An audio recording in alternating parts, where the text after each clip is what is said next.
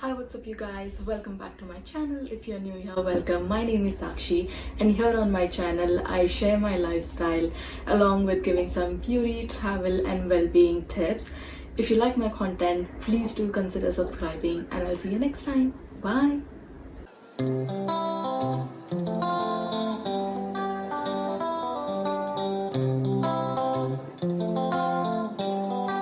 Before starting this video, I just want to put out a disclaimer that this is my own personal experience. I'm not saying that you will also experience the same thing as I did.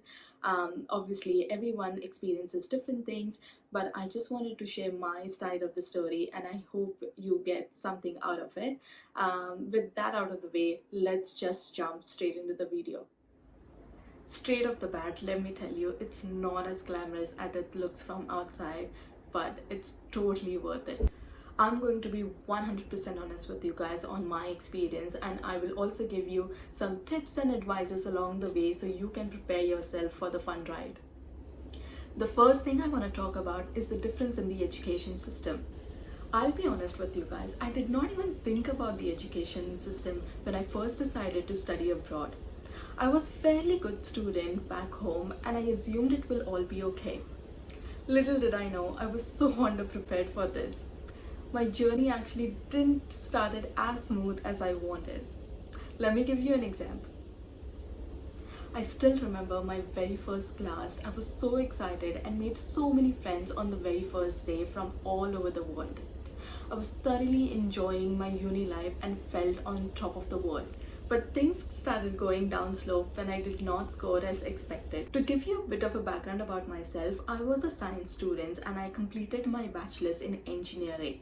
When I moved to Sydney, I took Masters of Management, which required me to write a lot of the essays, and the tutors was going to assess me on my critical thinking. Since I have not done any essay writing in my bachelor's, it was really difficult for me to put my thoughts into a 2000 words document without it being too vague. And because I was not able to write my essays too well, it actually took a toll on me, and I actually thought that I'm the stupidest person on this earth and why am I even doing this course. I remember this one time, we were told that we will be getting our assignment grades in our class. I was so excited because I thought I have done so well in this essay. I went into the class, I was sitting with my friends, and the teacher calls out our name and she starts handing out our marked assignments. My friend starts getting their assignments and they are scoring distinction, high distinction. Oh, by the way, just to give you a bit of an idea of the grading system here, so we get grades such as pass, credit, distinction, high distinction. So pass is somewhere from 35 to 64, and then credit is 65 to 74, distinction 75 to 84, and 85 above is high distinction. So my friends started getting their grades. They are scoring credits, distinction. Even one of my friends even scored high distinction. And at this point, I'm so confident, okay? I'm so confident that I am at least going to get a distinction. Like, I'm so confident in my essay. I think I've got this. And then the tutor calls my name. I go in, I looked at the paper, and I'm shocked.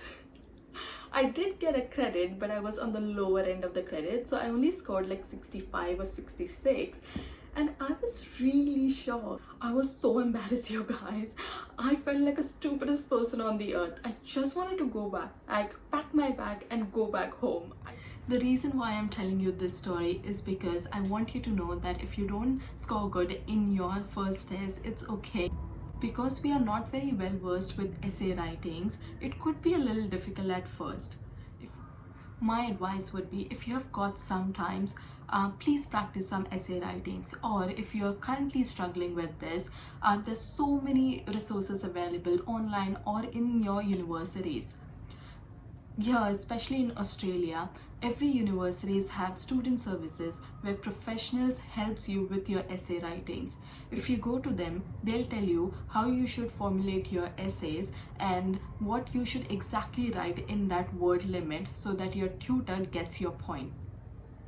Please seek some help if you're struggling, because at the end of the day, we are here to learn and there's nothing to be ashamed of. The second thing I want to talk about is the constant hustling. It just never stops, especially as a student. In India, most of us never had to work while actually studying a full time. We were fortunate enough that our parents provided us with everything and we only had to focus on our studies. But things are a little bit different here. You have to work part time, you have to study, you have to go to your classes, you have to complete your assignment, and also fit in a social life if you have got time. And all these things can get a little bit overwhelming sometimes. Let me give you my own example. I was so well prepared, you guys. Oh, well, at least I thought I was very well prepared. I had a plan when I first moved to Australia. I knew that I had to get a job as soon as I land because I was already in the guilt that my parents was paying for my tuition fees, and I wanted to pay my all other expenses because at the end of the day it was my decision and I wanted to work hard for it. I remember it was so overwhelming in the beginning, to a point where I actually started getting annoyed. Like, I knew there was going to be hard work and struggle, but it was just too much at the time. Now, looking in hindsight, the only piece of advice that I want to give my young students out there is hang in there. It's going to be a little difficult at the beginning, but trust me, it just gets easier day by day. If you want, speak to someone who can motivate you towards your goal. If you think that working and studying is too much for you, ask your parents for some more help. Come on, they have helped you all your life. They can help a little bit more. At the end of the day, you're here to study, and if you really think you can't do both, it's fine to accept it and ask for help. Just tell your parents, and I'm sure they'll be happy to help you. Just focus on one thing, and everything will get sorted slowly but surely.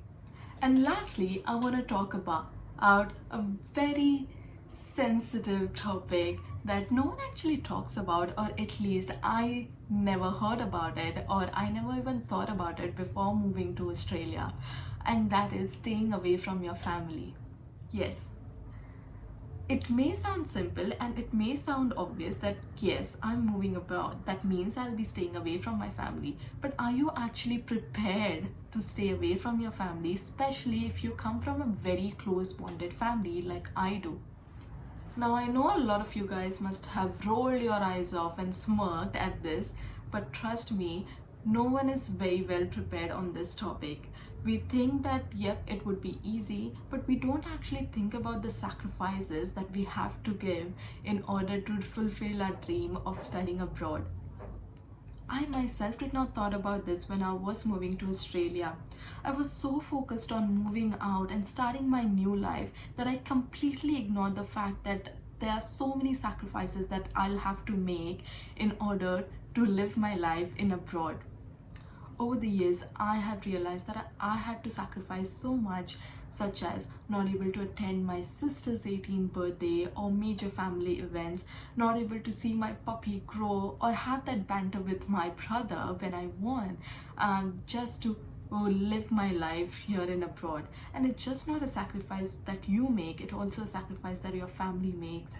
When I first moved here, I was so happy that I'm finally living my dream. And if you would have asked me back then that would I be homesick, I would have just laughed and said, are you kidding me? This is the best.